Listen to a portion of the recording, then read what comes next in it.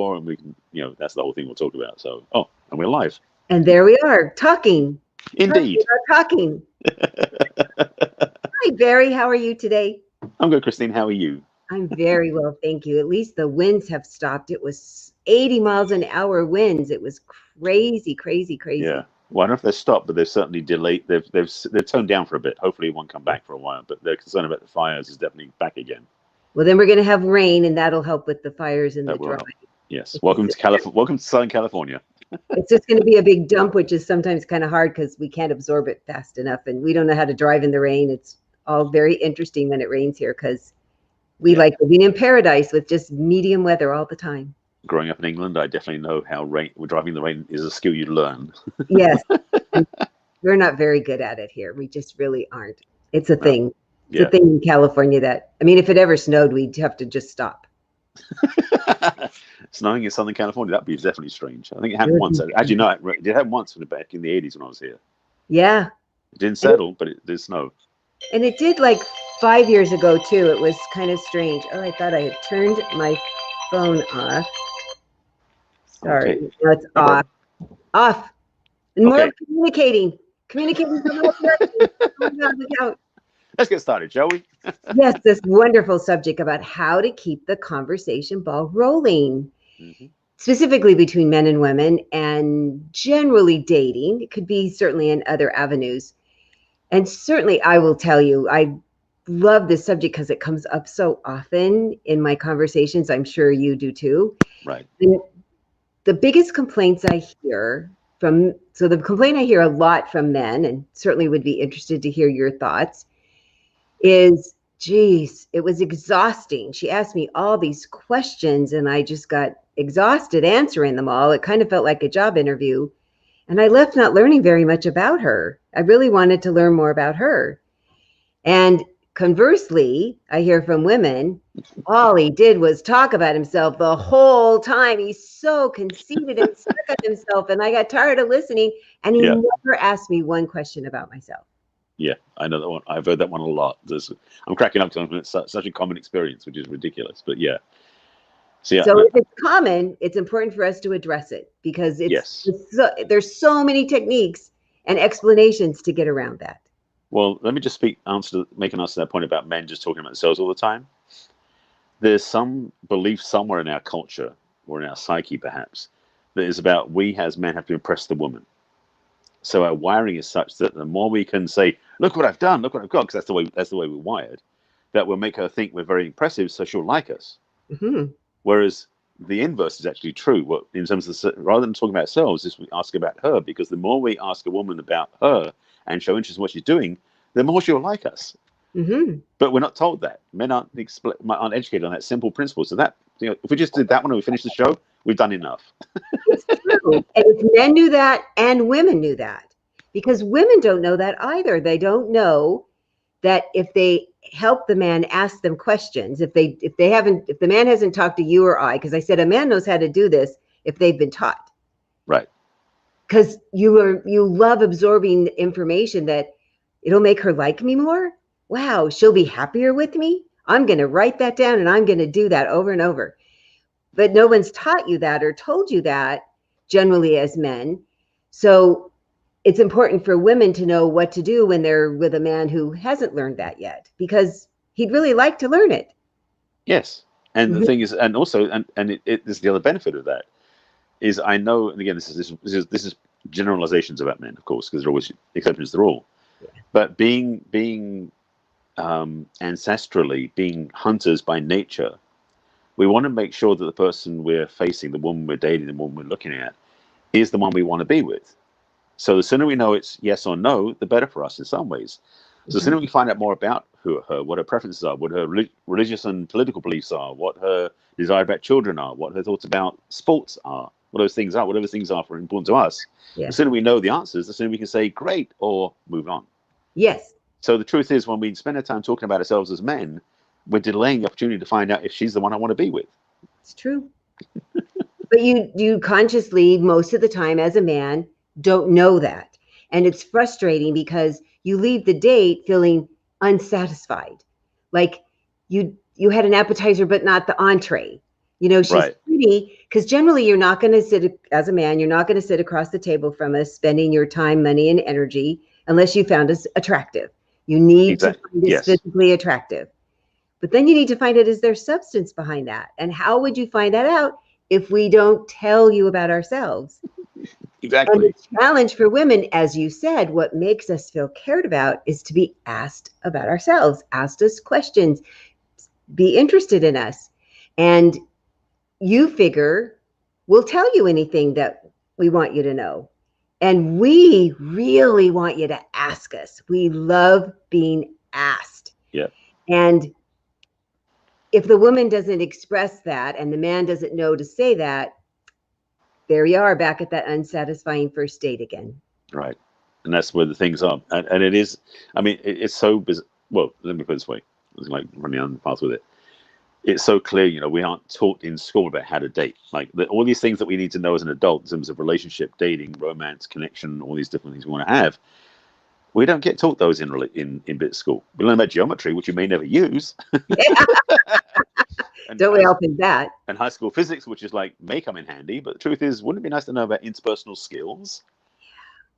So yeah, these are topics that they sound so mundane and simplistic. Yet the truth is, we were never taught this. Mm-hmm. So I mean, when we look at how much your education, my education about this topic has become, we could probably write a curriculum for like 15 years of school for people to learn how to do this the right way. I would love to teach this in school, because even if it wasn't for dating, you would still be able to have a more smoother conversation with the different genders in school, with your teacher, with your professor. I mean, I have found people tell me that once they learn how to do this better, both men and women, they do have better relationships with their families and their colleagues and their neighbors and their friends, because as you said, it sounds so simplistic, and yet nobody knows to do it. Right. It's massive. And that's the thing, is having the conversation that as the title is about, how kid conversation, ball and play, having the conversation continue beyond, hi, how you doing? Fine. Because the other thing is that we as men aren't trained to be conversationalists necessarily. I mean, yes, in the date, there is that thing about, let me give you my resume so you'll be impressed with who I am. But really, when you come down to it, we don't talk about our feelings, because that's not something we're comfortable with. So that whole piece of the conversation is missing from the possibilities. Always. But having a conversation that does continue to unfold, to actually ask each other questions that bounce back and forth, because the truth is, to have a conversation continue is both sides need to ask questions and both sides need to answer. Yes. So there's that way, there's a dialogue back and forth. It's like, yes. Oh yeah, what a concept. It's not a monologue. Yes. I equate it to a tennis game. Yes. That you send the ball over and the other person sends the ball back. Yeah. And you send it back and they send it back. So then one person's not dominating the conversation all the time, and one person's not feeling like they're having to drag information out of the other person, that it's freely given in this very natural, organic, that is such the word right now. Everybody wants everything to be organic. They want to be organic. Let's say natural is probably a better, different word for choice. I like that word better, because organic has gotten old, I think. Organic for me is what food you buy at the grocery store. Well, and you can meet at the organic lettuce counter, I suppose, at Sprouts. Yes. But you need to know how to have a conversation if you're going to do that, right? Yeah, exactly. So what I tell people is, come with a couple of things that you need to learn about the other person. So if there's a couple of things that are really essential, you really want a partner that would travel with you. You really want a partner that has the same religious beliefs, or at least will be open to attending in the manner that you do. Yeah. Or if politics is important, that you're on at least close enough of a continuum on the scale. And then the rest of it is mostly just getting to know them questions. I'm curious questions. I love getting people to think about starting a sentence. If you start your sentence with, I'm curious, it never feels like an interview or interrogation. Right. And it just sets you up to be more interested to listening to learn, not listening to respond. Yes. That's another conversation technique. Right. In fact, there was one of the skills we learned at my master's program in our counseling skills was the idea of using closed-ended questions and open-ended questions. So asking questions that have yes or no answers is a good way of ending a topic. So if you don't want to have a conversation that continues, just asking yes or no questions. Do you travel? Yes or no. Versus, where have you been or where would you like to go? Which is an open-ended question. So the thing about conversations, ideally, is when you're asking questions and when you're being asked as well, is be clear that you want to have more information than just simply yes or no. Yes. It's not. You're not doing a survey question. You're actually asking people for a part of their lives, what they're about. Hello. Apparently, it's something to Siri. She woke up. That's cute. And she has an English accent too. I have that set up that way. Of course I would. I love it. But so the idea of having that sense, we ask questions that are open-ended, that have room to be received. So there's room to play. So that way your partner can take the conversation for more than 2 seconds. She can spend some time responding and answering, and that way you get to learn more about the person. That's the real joy of having dialogue with other people. You get to know something you don't know. No, it's fascinating. And so if we go back to the travel question, so for me, when I talk about travel with people, one of the things that I prefer, my way of traveling, is I like to know where I'm going and where I'm staying. I like plans. I like reservations. I like tours. And I love talking to people that's not what they travel. I've known people that have gone in the past to the airport and gone, okay, let's get on that flight. I'm like, oh my God, I have to think about packing for 3 days. I have to know where I'm going to be like. It was so fascinating to hear people that traveled so differently than I did, and how people just go and find a place to stay and go out on their own looking. We ran into why my husband and I were traveling, my late husband. There was a woman walking around with an iPad, and she was looking for places to stay and interesting things to see. And she said the only downside was the iPad was kind of heavy to carry around, but she was just on her own with no plans of any sort. And Right. So I'm the kind that likes lots of plans. My husband was the kind that liked sort of medium plans. So that was pretty comfortable for me. I was okay because I knew he had traveled the other way a lot with not having many plans and had always found a place to stay. And I knew he would never have us sleep in the car.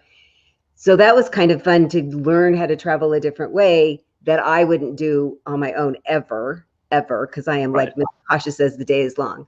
So look at the interesting conversation you could have of, I'm curious how you travel. Do you make plans or not? Tell me. And I have just learned all sorts of interesting ways that people travel that are completely different than me. Well, that's the thing, is in a way, when you meet somebody, even if it's not about relationship, again, this conversation is not, this topic about conversation is not just about relationships and dating. Of course, it's useful that way.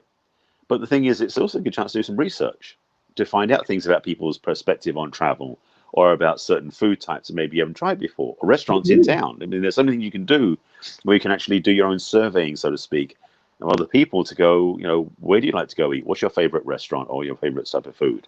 Because they may say something like, oh, I never tried that one before. I'll keep that in my memory banks. Yeah. So it's beneficial to your own resources to know what somebody's about. Yes. And so what we've talked about a little bit right now is how to come up with questions that don't feel uncomfortable, the questions that people would feel comfortable answering. And then what do you do about getting the ball to come back the other way? So what I say is either share what you're thinking about this, gosh, I'm a big traveler and this is how I like to travel, and tell me about your traveling. So then they can tell you. Another way that's really effective is to ask them first about how they prefer to travel. And then if they don't ask you back how you prefer to travel, then say, wow, I really enjoyed hearing that. And let me tell you how I like to travel. Mine is blah, blah, blah, blah, blah. So without having the other person who doesn't know to ask, they will then hear more about you. They'll get to know, oh, does that work for me? Would I be comfortable with that? Wow, that's really fascinating. I've never done it that way. And wow, that would be really interesting, the places that you would stumble on. Right. And so that way you've now, if they've sent the ball over to you by talking, you've now sent the ball back to them. And it sounds so simple to do that. I know, but most people are so unsatisfied with these first dates where they're not getting to know each other and I think enough of a way to know if you really want to go out with them a second time. Well, yeah. You don't find out about the other person and who they are and how do they spend their time and what things are important to them and I love asking people how they spend a Sunday. How have you spent the last 4 Sundays? Even in COVID, it's been creative what people have done. Scrabble with people in other countries. It's really been fun and places that people have been exploring. So I still ask, since I am currently dating, people what they do on a Sunday, because I think that's a really fun question. And then I need to be prepared to answer it too. Exactly. Because any question you ask may be asked back to you. So you're definitely going to be ready for that as well. Yes. And if they don't ask, then I need to say. Right. And one thing I was going to say is that, when you ask somebody the question that is open-ended, cautionary tale as well is that if they run with it and never give it back to you, you can find yourself very clearly going, this person doesn't think about me. I mainly want to walk away. Yes. So no, that's a feedback system right there as well. Yes. And sometimes I've found, because that is such a good point, that there are people that are very inconsiderate and they are all about themselves. And that would be something really good to learn on the first time you're meeting them, because who wants to spend more time with them? Right. And then most people I have met, me included, have a little nervous on the first meeting. And I will call myself out on this, since we know I like words and I like talking. Back when I was newly dating, after I got divorced, before I met my late husband, I don't know. I was trying to remember before this talk today. I guess I must have been really enamored with this guy. And this is our first meeting. And when I'm nervous, I talk even more. Hard to believe, but I do. And I blah, blah, blah, blah, blah, blah, but my mother used to call it diarrhea of the mouth. Yeah, verbal diarrhea, yeah. And finally he said, and he was very kind about it. It felt hurtful when he did it, but he was nice about it. He goes, so am I ever going to get a chance to talk? I was mortified. Mortified. And I thought, well, I think I need to work on that.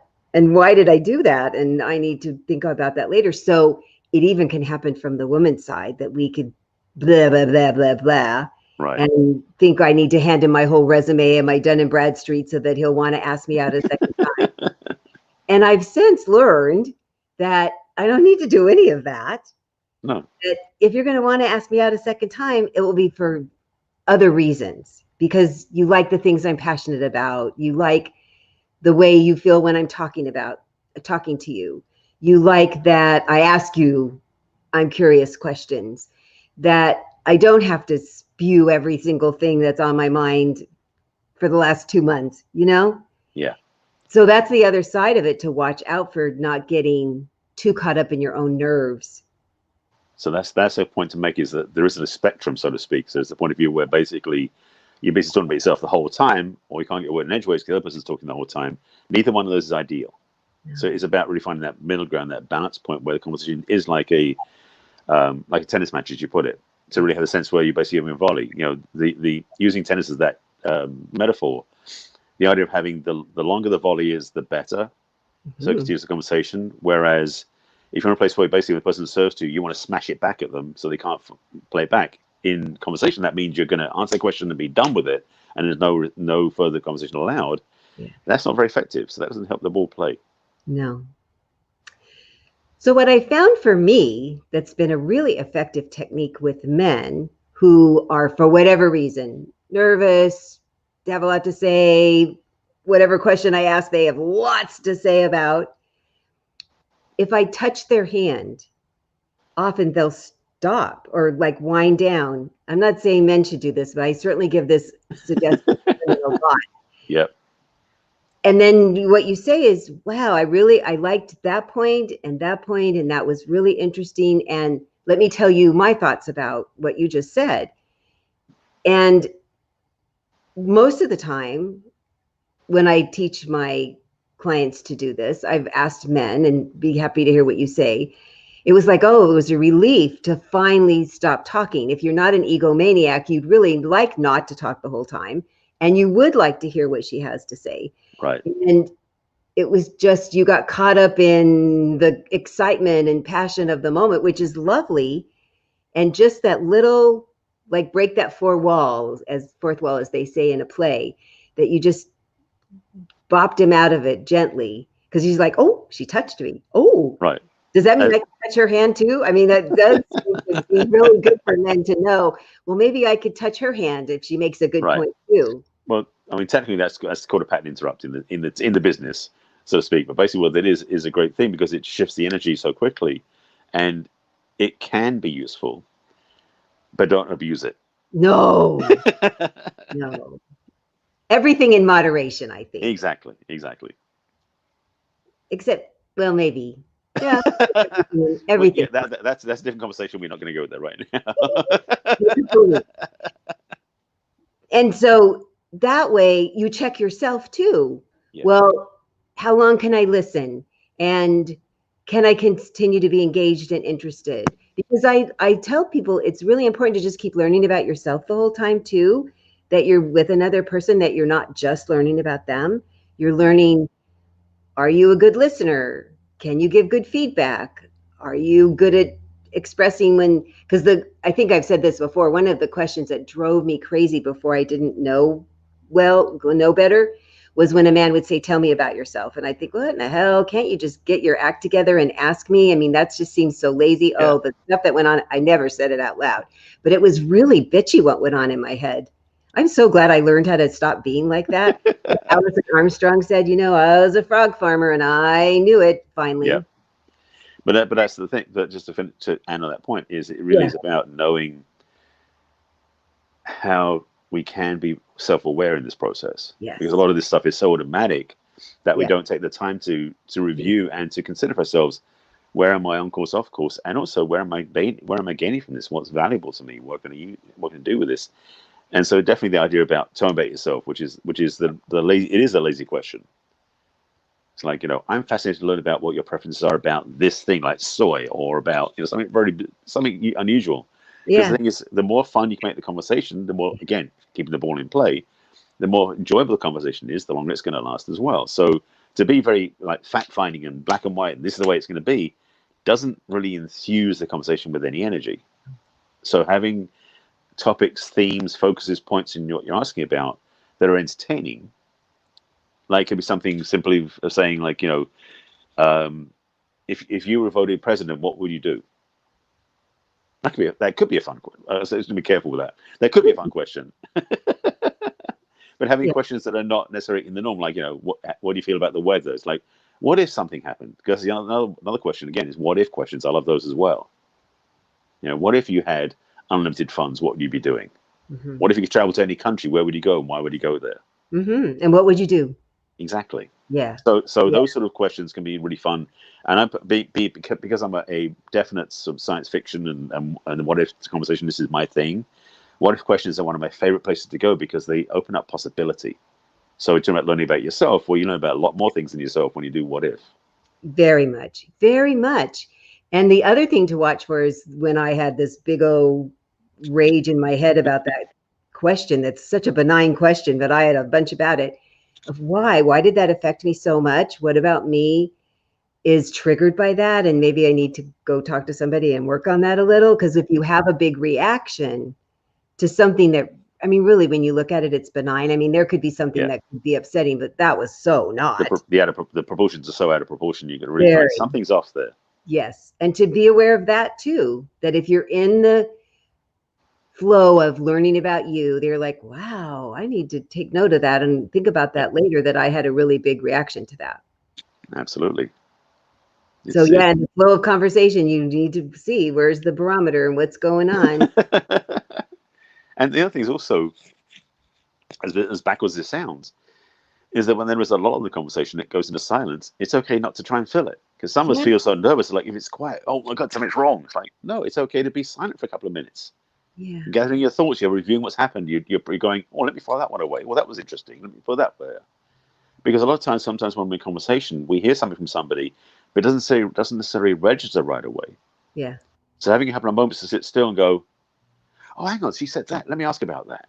Yes. So it gives you a new pathway. So yes, conversations have ebbs and flows as well. Yes.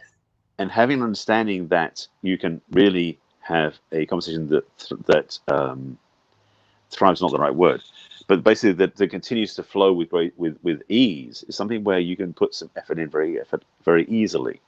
And the thing is that we aren't necessarily trained conversationalists. No. I don't remember being taught by my parents how to be a conversationalist growing up. I don't think many people did. No. There was all that seen and not heard kind of stuff that made it kind of hard to even learn that in some of the families. Yeah, I've talked to people. They're really challenged because of that. Right. Oh, we could get a whole conversation about what was conversation like in your family growing up. Well, and it's a great question. And one of the things I've asked a lot lately is, how did you handle holidays before COVID? And what did you do differently now? Right. How did you handle your holidays with your family? And so you find out, do they even talk to their family? And do they have conversations with their family? And were they inventive and creative? And, and none of that is judgmental. You are like looking at your boxes for later. And I've learned all these really interesting things that people did over the holidays to get through it with having to have all the social distancing and not traveling. And they were fascinated with what I did with my family, that we all cooked Thanksgiving dinner virtually. It was pretty fun. Absolutely. So that's a fun question and very timely right now, for the next couple months. How did people handle their holidays? And there's, that was a whole conversation level as well about family history, because the thing is, and we talked about this before as well, about your dating experience, how it's basically programmed by how you're raised. But also it can be a question about, if you're looking at being in a relationship with somebody and what their idea of family is, may not match your idea of family. So understanding what they were raised with, and not necessarily what they were raised with, but how they view what they were raised with. Yes. Because for many of us, we didn't have the perfect upbringing. So we've done work enough to know, that's not me. That was what I was raised in, but I can choose to be different from that. Yes. So you learn about their growth. Exactly. That's a very fun question to ask about. Yes. So we'll talk more about that when we get back from our fun break. We will indeed. We'll be back in a couple minutes. See you soon.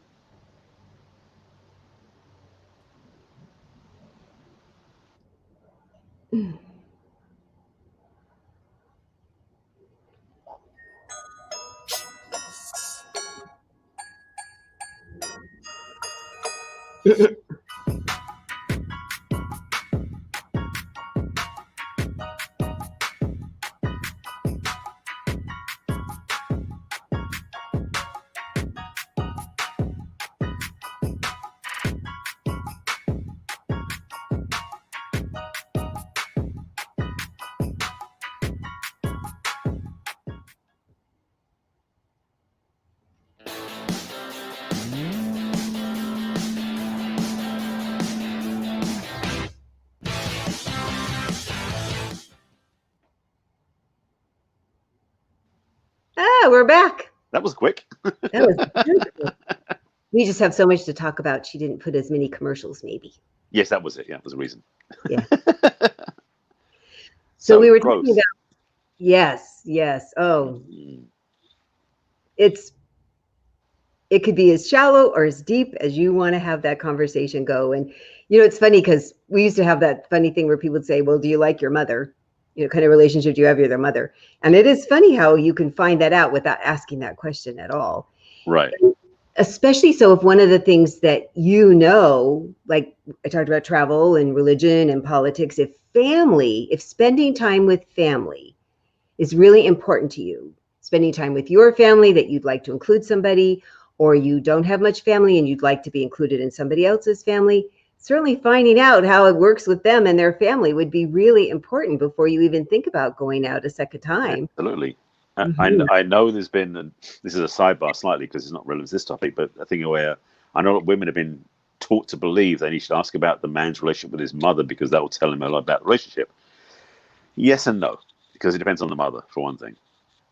But the thing about family dynamic is so powerful, but also, again, we talked a bit earlier about what we've done since then, because of what we were raised with, perhaps was not the most functional family. Maybe the relationship with their father or their mother was so painful that they never wanted to talk about it again. But the question is, are they sitting in the resentment, or have they done the healing work to become whole and a better person? Because it's about the growth journey.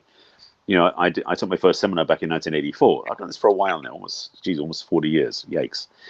But so I've been in the conversation of personal growth for many, many years. Not saying I'm a junkie, I don't think I am, but certainly when I talk to somebody about understanding the inner workings of how we live life and how we express and who we are as being, when I speak to somebody who's not done anything whatsoever, not even read any books, not done any self-help tapes, nothing like that, for me, the conversation tends to go flat. That's just one of my things. So I'm very clear that when I meet somebody I want to hang out with, they have a bigger view of the world. It's not just what they were raised with. They've got a more of an expansive view of seeing how we are as human beings and how we learn things and how we heal things and how we grow through things. Yeah. And that does include spirituality for me. But it's the understanding that for some people, that may not be a criteria. They may just want to find somebody who's stable, emotionally speaking. Mm-hmm. So it's important to know what, again, speed the conversation. And yes, this is dating specific. You want to really get clear about what is your own criteria, what is your own value system that you want to be matched to. So when you meet somebody, do they fulfill it? Mm-hmm. And when you think of those traits, I found it's very valuable that you don't just name the trait, that you need to be able to say a sentence or even a paragraph about that trait. You know, what would that person need to do or say that you would now know they have that trait or they don't? Absolutely. And that's where you come up with those I'm curious questions. And I am going to say aside that I am addicted to the very same thing and think it's a perfectly fine addiction to have. But I like that people have grown and are still growing, that they're really interested in having conversations about, look how much I've done. Great. So appreciative. And what more I still am working on. Those just are so enticing to me. And I respect the people that don't want to have those conversations, or it's not a big part of their life. They're not addicted as we are. And so it's important to find that out. If it's something, as I said, my brother and sister-in-law were just married 44 years this month. And my friend that I go riding with has now been married 53 years. And neither of those couples run out of stuff to talk about, ever, ever. I mean, it's not like they talk all day long every day. They have lots to talk about. They both go on walks every day and have these, they're chatting the whole time. You do not see silent people when you're walking with them.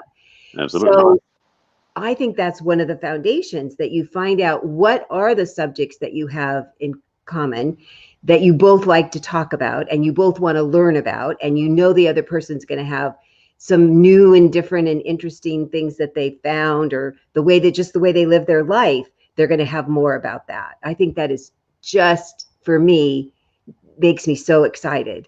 And so you could find that for anything, even if somebody's more of a homebody and they like cooking or they like watching, TV, that you find that you have those you still have conversations about it, that could still make a very well-rounded, fluid, not stagnant. See, that's the thing, that people, if they don't have enough things in common, if they don't have those traits of being inquisitive about something, that's when the relationship gets old, and really even fast. I've, people who have dated just a couple of times, a month or so, and they're like, we ran out of stuff to talk about. Well, then you really are not a match. That's actually a good sign. It does say what's not lining up. And that's it's funny because several things passed my mind as you were saying that there's something very potent about having somebody you can keep talking to without any fear of running out of things to say. Yes. To have somebody you can talk to that fascinating. I mean, I've met a few in my life, and unfortunately weren't the ones I was in a relationship with.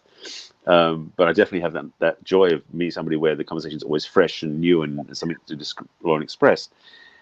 So there isn't really a reason to run out of things, but it's kind of like the fact is when you don't have something to say with somebody, that's because you may not have any sense of meshing or connecting or being that desirous of being with them. So in speaking to the topic of we're talking about how to keep the conversation ball in play, with some people you don't need to worry about that. There's like on one level there's never any conversation, on another level you don't want to speak to them ever again. Yes. So understanding it's not about everybody having that conversation. I mean, with everybody, but it's understanding that when you want to explore a conversation with somebody you don't know yet, how to keep that going, especially in the dating arena, it's also good to know what are you bringing to the conversation. Not necessarily having a list of questions, but what is it that's like top of your mind right now that you're fascinated by or curious about, or you've been learning about and reading or studying about? Yeah. Those are the things that are more fun. Yes. And if you're talking with someone who's generally inquisitive, if they know nothing about it, they'll be interested in listening. Absolutely. You're so excited. I mean, I found that happened a lot. That happens a lot for me. That, yes, that connection when people say, well, gosh, our conversation just flowed. Well, it's because you had that connection where you had common ways of talking, common things that you are excited about in your life. And there's that extra element of, I just think people are fascinating. I want to find out about this person, even if we find out we're not this, that we're not this. They're still fascinating. If you go with that attitude, you will never be disappointed at a date. If you think there has to be that chemical and there has to be that connection and it has to be, oh, I want to marry them after the first date, the odds are pretty good that you're probably going to be disappointed. Yes. And it's too much pressure to put on yourself and the other person. But I just always knew then, know now that I'm doing it again. It feels like sort of one of those BC AD things, before Tony and after Tony. Dating is just so different as a widow person. So my then dating and my now dating, I just always go saying, what am I going to learn about them? And what am I going to learn about me? Because I always succeed at that. Right. Guaranteed every time. I love that, because it's a recognition that every time you go meet somebody, you're going to come away better off than when you started. Always. And if at the least, I always do learn interesting things about other people, but at the least I go, oh, so what did I do that brought these things that I liked? And what did I maybe need to do a little different if some of these things I wanted didn't show up? What do I need to ask differently, or change my profile, or read their profile differently? I mean, that's a win. That's a big win. Absolutely. Because this is basically feedback. And we talked about this many times before about, I did the whole thing on feedback a while back. But recognizing when you get feedback that is course corrective, that gives you more input, rather than going, oh, crap, I did it wrong. It's like, oh, they said this. Oh, let me change this piece on my profile. Or let me go look differently when I go meet somebody. That's implementing what you've learned to make your life better. So it's always useful. Yes, because I'm sure you hear, oh, I tried online dating and it never worked. It was awful. And so with more questions of, well, how many times did you go? Exactly. 3. Well, or that's all there is there. There's only 3 when you're done. That's it. Yeah, no chance. Of course. And I know people listening to this are going to go, oh, that's me. Or they all had the same trait. And I have to tell you how many dates I went on before I figured out that it was me that was attracting all these men that had the same trait over and over. I mean, it was a couple of years. Nice men, just traits I wouldn't want to be involved with. Oh, well, when I shifted that, so if you pay attention, if it keeps happening, you don't get a second date. There's somebody that you feel absolutely no energy with, even just a conversation energy, maybe not chemistry.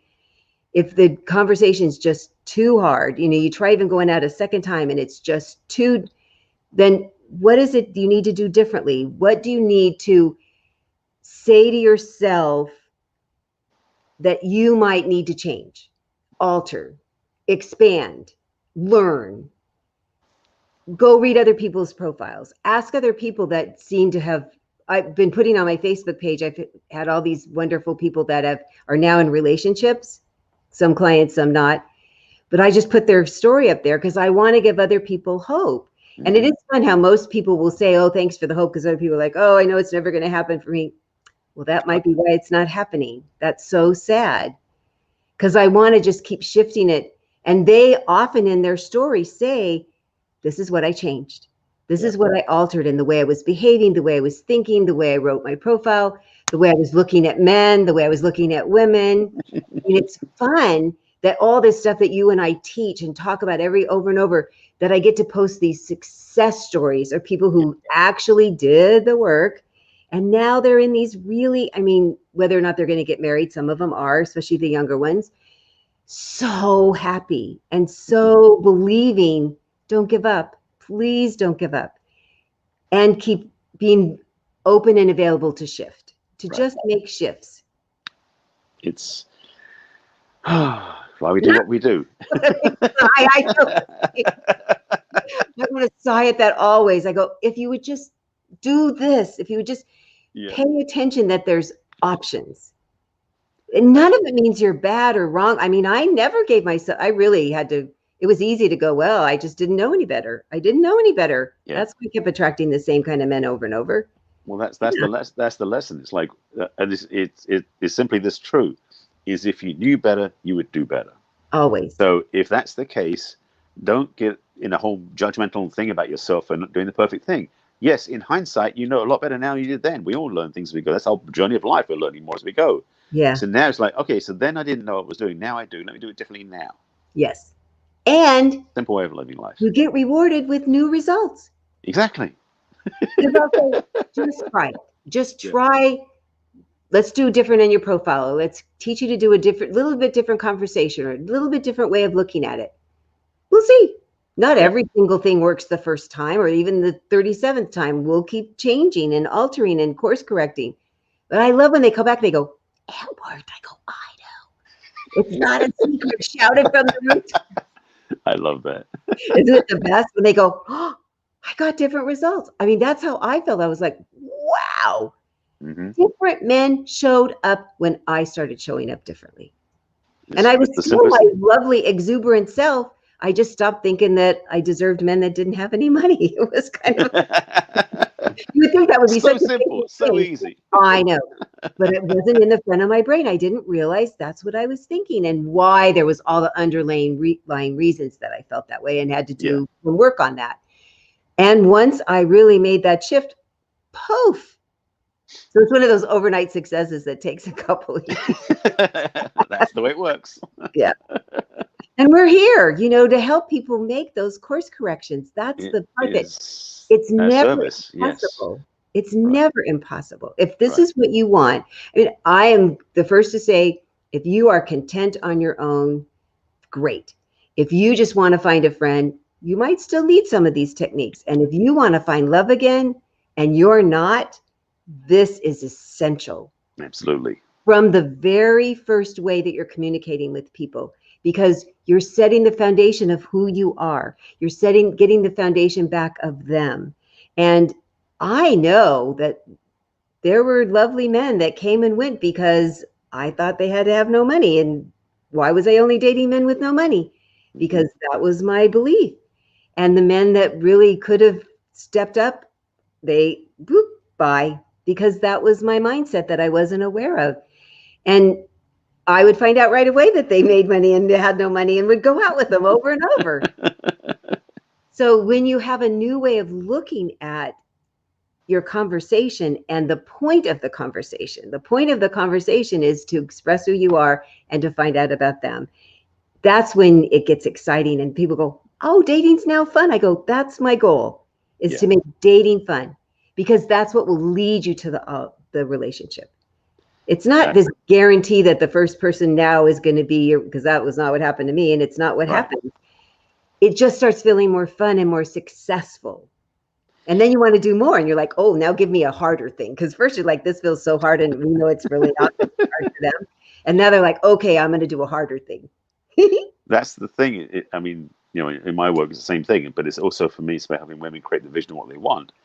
And so having understanding that when they go on dates, they've got to be really clear when on course and off course, they're understanding about this fits, this doesn't fit. Yes. So they can choose higher, because it is so clear that all of this exploration is learning. It is refinement. It is polishing. It is becoming discovery. My dating experiences would be something where I would definitely, because this is the way that I'm wired as a man, is I would always be aware of what she looked like. And so I had to learn more about her to know if she matched what I imagined her to be like based on her look like. So when I met somebody and I started getting their political views, I remember vividly an experience happened when I was actually, this was a blind date set up through a dating service. It was like definitely an interesting experience, come back a few years now. And we met and we could not have been more opposite. Oh dear. So I didn't have a choice to say someone I was attracted to because they looked nice. But in the conversation, it was like at the end of it, she said, "How can a matchmaking service put together, as she put it, a staunch, right-wing, conservative," she didn't say it, but definitely feel like this, I'm not saying the polite way. I was going to say racist, but that's not the right way of putting it. Very white bread, I'll put it that way. Woman with a very embracing, conscious, new thought Jewish guy, which is me, Yeah. and liberal too. Yeah. So this wasn't opposites attract. It was like did not have anything in common whatsoever. No. So I don't use that dating service anymore. First of all, Good. You were doing a great job. I had a couple through them. One of them actually became a friend of mine afterwards because we actually had some common values. But the thing is, what I want to get back to saying is, it's important to really have a sense of what you're going in with and who you're looking to meet. Because when you meet somebody that doesn't match what you're looking for, there's nothing to force there. It's being willing to ask questions. So in my work, and I have my signature program, Attract the Man You Want, it's designed for women to attract the man you want, is you want to know up front what you're looking for. What is it you really want? So that you can start feeling that experience. Because the reason that I work the way I do with my female clients is because for women, it's the embodiment of the feeling that starts creating what they want, to attract what they want. They don't go through a catalog and look for pictures. It doesn't start there. No. It starts with the embodiment feeling. So my work is so clear about the embodying the feeling what you want to have. So when you have the conversations and you have the connection, you have the new exploration, it thrives. It's I'll say exuberance, not the word I was looking for either, but it bubbles. It has vitality to it. Vitality, yeah. Movement, excitement. Exactly. Yeah. Because most people want relationships that are exciting. Simple as it is. Yes. And you touched on such an important point that you can even have some far apart differences as long as you have enough of the things that are really important to both of you. I mean, it's been amazing when people think, oh, I just can't date whatever, this one thing. And it makes sense. Okay. If it's a real deal breaker for you, yes. And then they meet somebody and they go, oh, but there's all this other stuff. I mean, really good, juicy, meaty, foundational stuff. What are you going to do about that? Mm-hmm. Yeah. And I've helped people through those kinds of conversations to sometimes no, thank you. And sometimes perfectly fine. Perfectly fine. Yeah. I have one couple from when I very first started in my early coaching days who is still together after all this time. And there were a couple of big things that they both thought were NO, and we worked through them, and they're perfectly content. Perfectly content. And on the other side of that, one of my early clients that I worked with, they came to see me as a couple, and I saw such a massive wedge between their relationship that wasn't going to work.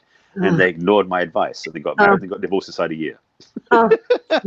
So it's important. Bottom line, it's important to do the work. It's so important to do the work because you don't want to make yourself miserable or the other person miserable. Right. And what I say is the goodbye just means you're both going to go find somebody that's more of a match. Yeah. Yeah. And isn't that important? Because the world's going to be so much better if everybody's happier with themselves and each other.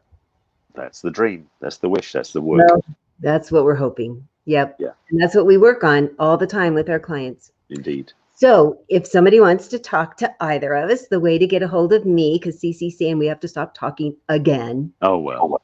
We have lots to talk about always.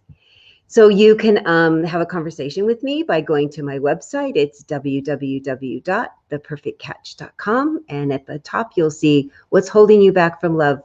Let's talk about what is and how we can get you past it and get you finding love eventually in your life. And if you want to send me a personal email, it's Christine@theperfectcatch.com. You'll also find me on Facebook and LinkedIn and Pinterest and I always forget them. YouTube, yes. Twitter. I'm a Twitter person, yes. You're always so good with all your social media and I forget. And Barry, please tell people how they can get a hold of you. Of course. So my name is Barry Selby. We didn't actually start with our names this time, I guess, but that's the way it is. No. I know, we just jumped in the conversation because we were so excited to talk about it. About conversation. Exactly. My website is my name, barryselby.com. On my website is my signature course, as I mentioned, Attract the Man You Want. And also you can sign up there for a conversation with me to start the wheels moving. So if you want to find out how to work with me and also how I can help you, there's a little link at the top of the navigation saying let's chat, where we can turn the conversation and I'll give you some tips, even to start with, to get you moving in the right direction. I am on social media. You can email me, by the way, at barry@barryselby.com. I am on social media, on YouTube especially. I have a lot of videos stored there, over 1,000 you can enjoy, peruse, and have a look at, which is youtube.com/Barry Selby. On Pinterest, Twitter, it's the same. On Facebook, I'm barryselby.author is my business page. And on Instagram, which I'm still doing a little bit on. I'm not as big on that as I probably could be. It's the real Barry Selby. So that's how you can find me. Well, it's always a pleasure having a conversation with you. It is. And I hope that people really have heard something that struck a note in them that, oh, I hadn't thought about it that way, or, oh, I've been doing it that way and I can see a different way to do it. And I'd love to hear, Barry'd love to hear, tell us if you find that your conversations are getting more connected, more fluid, that you're feeling more satisfied at the end.